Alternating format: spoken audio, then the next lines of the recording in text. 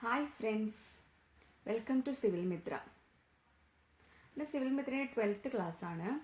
നിങ്ങൾക്ക് വീഡിയോ ഇഷ്ടപ്പെടുകയാണെങ്കിൽ ലൈക്ക് ചെയ്യുക, ഷെയർ ചെയ്യുക, സബ്സ്ക്രൈബ് ചെയ്യുക. നമ്മൾ സർവേയിങ് ആണ് ഡിസ്കസ് ചെയ്തുകൊണ്ടിരിക്കുന്നത്. സർവേയിങ്ങിൽ ചാപ്റ്റർ 12 ആണ് നമ്മൾ ഇന്ന് ഡിസ്കസ് ചെയ്യുന്നത്, operations in chain surveying.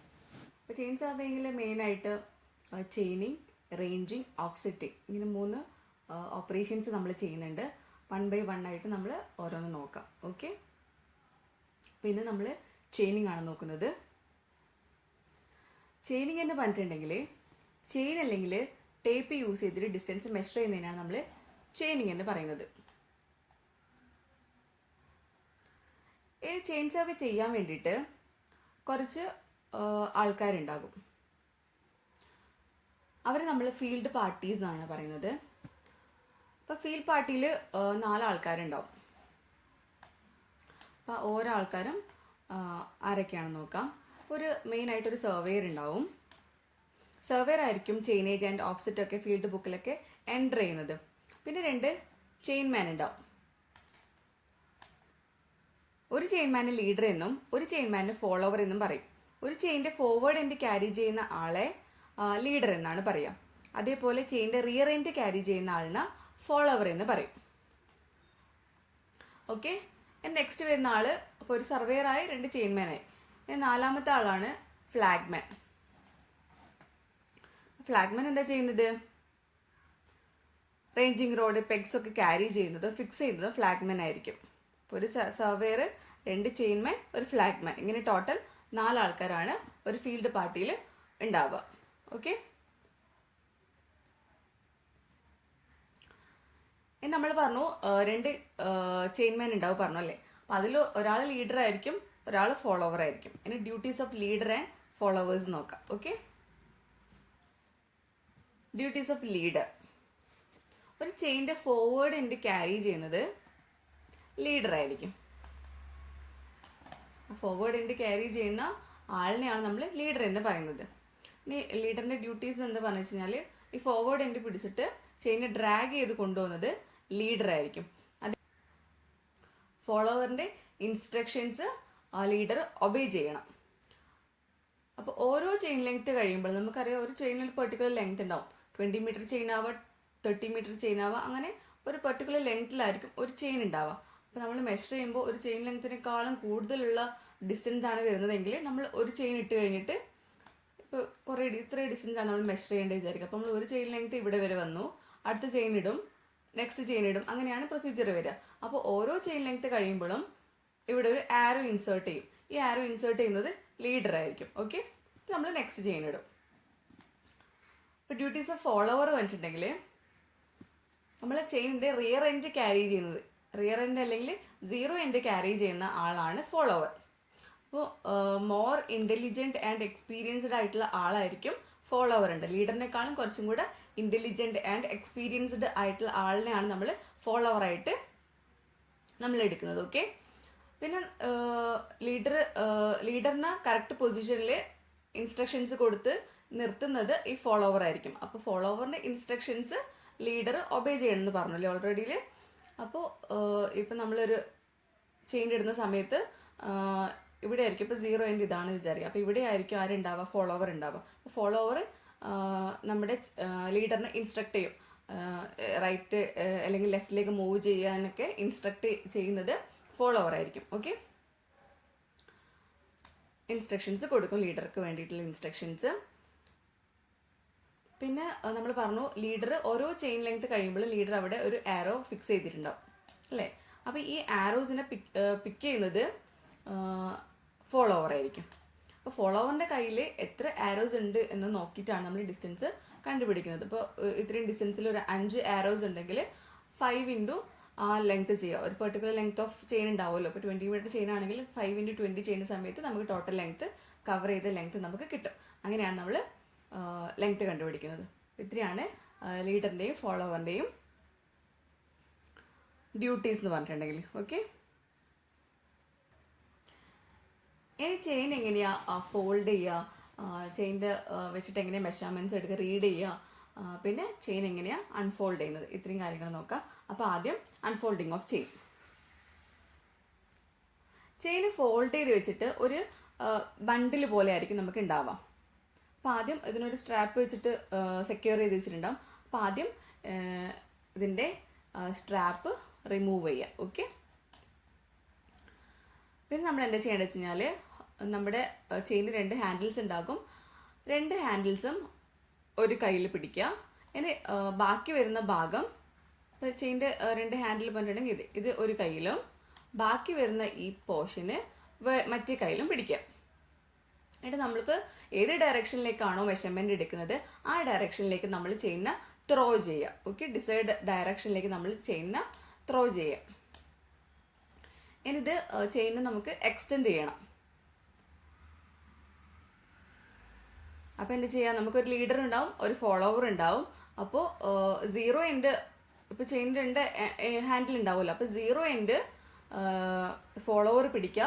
Leader എന്താ ചെയ്യുക, ഫോർവേഡ് എൻഡ് പിടിച്ചിട്ട് നമുക്ക് ഏത് ഡയറക്ഷനിലേക്കാണോ മെഷർമെൻറ്റ് എടുക്കേണ്ടത് ആ ഡയറക്ഷനിലേക്ക് ചെയിൻ്റെ മറ്റേ അറ്റം പിടിച്ചിട്ട് ലീഡർ മൂവ് ചെയ്യുക. അപ്പോൾ കംപ്ലീറ്റ് അത് എക്സ്റ്റെൻഡ് ആവുന്നത് വരെ ലീഡർ മൂവ് ചെയ്തുകൊണ്ടിരിക്കുക. അപ്പോൾ ഒരു ചെയിൻ ലെങ്ത് കഴിയുന്നത് വരെ, നമുക്ക് മെഷർ ചെയ്യേണ്ട ഡയറക്ഷനിലേക്ക് എത്തണത് വരെ ലീഡർ ഇങ്ങനെ മൂവ് ചെയ്തുകൊണ്ടിരിക്കുക. ഓക്കെ, ചെയിൻ കംപ്ലീറ്റ് എക്സ്റ്റെൻഡ് ആകുന്നത് വരെ. അപ്പോൾ ചെയിൻ ഇങ്ങനെ നമ്മൾ എക്സ്റ്റെൻഡ് ചെയ്യുന്ന സമയത്ത് ബെൻസോ കിങ്സോ ഒന്നും ഉണ്ടാവാൻ പാടില്ല. അപ്പോൾ അതൊക്കെ ശരിയാക്കിയിട്ട് ആയിരിക്കണം ഈ ലീഡർ ഇങ്ങനെ മൂവ് ചെയ്യേണ്ടത്. ഓക്കെ, അപ്പോൾ ഇതാണ് ഇവിടെ കാണിച്ചിട്ടുള്ളത്. ആദ്യം എന്തായിരിക്കും, നമ്മുടെ എൻറ്റയർ ചെയിൻ ഇങ്ങനെ ഒരു ബണ്ടിൽ പോലെ ഇതിങ്ങനെ ഒരു സ്ട്രാപ്പ് വെച്ച് സെക്യൂർ ചെയ്തിട്ടുണ്ടാവുക. എന്നിട്ട് നമ്മൾ എന്താക്കി, ഈ സ്ട്രാപ്പ് റിമൂവ് ചെയ്യുക ആദ്യം. എന്നിട്ട് ചെയിൻ്റെ 2 ഹാൻഡിൽ ഒരു കയ്യിലും ബാക്കി റിമൈനിങ് പോർഷൻസ് മറ്റേ കയ്യിലും പിടിക്കുക. എന്നിട്ട് ചെയിൻ ത്രോ ചെയ്യുക. നമുക്ക് ഏത് ഡയറക്ഷനിലേക്കാണോ നമുക്ക് മെഷർമെൻറ്റ് എടുക്കേണ്ടത് ആ ഡയറക്ഷനിലേക്ക് നമ്മൾ ചെയിൻ ത്രോ ചെയ്യുക. ത്രോ ചെയ്തിട്ട് നമ്മൾ കംപ്ലീറ്റ് ഇങ്ങനെയായിരിക്കും ഒരു ചെയിൻ ഉണ്ടാവുക. ഓക്കെ, ഇപ്പോൾ ഇവിടുന്ന് ഇവിടെ B എന്നുള്ള പൊസിഷനിലേക്കാണ് നമുക്ക് മെഷർമെൻറ്റ്സ് എടുക്കണമെങ്കിൽ ചെയിൻ ഇങ്ങനെ കംപ്ലീറ്റ് എക്സ്റ്റെൻഡ് ചെയ്തിട്ടാണ് ഉണ്ടാവുക. ഓക്കെ, ഇനിയിപ്പോൾ ഒരു ചെയിൻ പോരെങ്കിൽ നമ്മൾ നെക്സ്റ്റ് ചെയിൻ ഇട്ടിട്ടുണ്ടാവും. ഓക്കെ, ഇപ്പോൾ ഇവിടെ ഒരു ആരോ ഫിക്സ് ചെയ്തിട്ട് അടുത്ത ചെയിൻ ഇട്ടിട്ടുണ്ടാവും. ഇങ്ങനെയാണ് ചെയിന് അൺഫോൾഡ് ചെയ്യാം. ഇനി എങ്ങനെയാണ് റീഡിങ്സ് എടുക്കാൻ നോക്കുക. ഓക്കെ, ചെയിന് ഈസി ആയിട്ട് റീഡ് ചെയ്യാൻ വേണ്ടിയിട്ട് ചെയിൻ്റെ പെർട്ടിക്കുലർ ലെങ്ത്തിൽ നമ്മൾ ഇൻഡിക്കേറ്റർ താലീസ് പ്രൊവൈഡ് ചെയ്തിട്ടുണ്ടാവും. താലീസും പിന്നെ ഇൻഡിക്കേറ്റർ താലീസും ആൻഡ് ബ്രാസ് റിങ്സ് കൊടുത്തിട്ടുണ്ടാവും. അപ്പോൾ 20 and 30 മീറ്റർ ചെയിനിലാണെങ്കിൽ ഓരോ 5 മീറ്ററിലും താലീസ് കൊടുത്തിട്ടുണ്ടാവും. ദെൻ ഓരോ 1 മീറ്ററിലും താലീസ് പ്രൊവൈഡഡ്. താലീസ് കൊടുക്കാത്ത ബാക്കി എല്ലാ 1 മീറ്ററിലും ബ്രാസ് റിങ്സും കൊടുത്തിട്ടുണ്ടാവും. ഓക്കെ, 20 and 30 മീറ്റർ ചെയിനിൽ. 10 and 5 മീറ്റർ ചെയിൻ ആണെങ്കിൽ ഓരോ 1 മീറ്ററും ഇൻഡിക്കേറ്റർ താലീസ് കൊടുത്തിട്ടുണ്ടാവും. Single headed tally set every 5 മീറ്ററും double headed tally set every 10 metre ആയിരിക്കും കൊടുത്തിട്ടുണ്ടാവുക. 20 മീറ്റർ ചെയിൻ ആണെങ്കിൽ നമ്മൾ 5 മീറ്ററിൽ സിംഗിൾ ഹെഡഡ് കൊടുത്തു, 10 മീറ്റർ ഡബിൾ ഹെഡഡ് കൊടുത്തു. ഇനി 15 മീറ്ററിൽ എന്താ വരിക, 20 മീറ്റർ ചെയിൻ ആണെങ്കിൽ 15 മീറ്ററിൽ നമ്മൾക്ക് വീണ്ടും സിംഗിൾ ഹെഡഡ് ടാലി തന്നെയാണ് വരിക. 30 മീറ്റർ ചെയിൻ ആണെങ്കിൽ 15 മീറ്ററിൽ വരുന്നത് ട്രിപ്പിൾ ഹെഡഡ് ടാലി ആയിരിക്കും. നമ്മളിത് ടൈപ്സ് ഓഫ് ചെയിൻസ് പറയുമ്പോൾ നമ്മൾ ഡീറ്റെയിൽ ആയിട്ട് എക്സ്പ്ലെയിൻ ചെയ്തിട്ടുണ്ട്. ഇങ്ങനെയായിരിക്കും സിംഗിൾ ഹെഡഡ് ടാലി ഉണ്ടാവുക, ഡബിൾ ഹെഡഡ് ടാലി, പിന്നെ അതുപോലെ ട്രിപ്പിൾ ഹെഡഡ് ടാലിയും വരും. 30 മീറ്റർ ചെയിനിൽ 15 മീറ്ററിൽ വരുന്നത് ട്രിപ്പിൾ ഹെഡഡ് ടാലി ആയിരിക്കും. നമ്മൾ പറഞ്ഞു, ഓൾറെഡി നമ്മൾ ഡിസ്കസ് ചെയ്തിട്ടുണ്ട്. നമ്മൾ ചെയ്യുന്ന അഡ്വാൻറ്റേജ് എന്തുവാണ്, നമുക്ക് ബോത്ത് എൻഡ്സ് നമുക്ക് 0 എൻഡായിട്ട് എടുക്കാം. ഈ ഹാൻഡിൽ നമുക്ക് തുടങ്ങാം, അതേപോലെ ഈ സൈഡിൽ നിന്ന് നമുക്ക് എന്താക്കാം മെഷർമെൻറ്റ്സ് എടുക്കാൻ തുടങ്ങാം. അതുകൊണ്ടാണ് ഇങ്ങനെ 15 മീറ്ററിൽ 20 മീറ്റർ വരുമ്പോഴും 30 മീറ്റർ വരുമ്പോഴും ടാലീൻ്റെ ഷേപ്പ് മാറുന്നത്. ഓക്കെ, ഡിസ്ക്രിപ്ഷനിൽ വേണമെങ്കിൽ ആ വീഡിയോ ഞാൻ ആഡ് ചെയ്യാം, നിങ്ങൾക്ക് അത് വാച്ച് ചെയ്യാവുന്നതാണ് കേട്ടോ. ഇങ്ങനെ ബ്രാസ് റിങ്സ് ആൻഡ് ബ്രാസ് ടാലീസിൻ്റെ പൊസിഷൻ നോക്കിയിട്ടാണ് മെഷർമെൻറ്റ്സ് എടുക്കുന്നത്. അപ്പോൾ ഒരു ലിങ്ക് നമുക്കറിയാം. ഒരു ലിങ്ക് എന്ന് പറഞ്ഞിട്ടുണ്ടെങ്കിൽ 2 കോൺസിക്യൂട്ടീവ് മിഡിൽ റിങ്സിൻ്റെ ഇടയിലുള്ള ഡിസ്റ്റൻസിനാണ് നമ്മൾ ഒരു ലിങ്ക് എന്ന് പറയുന്നത്.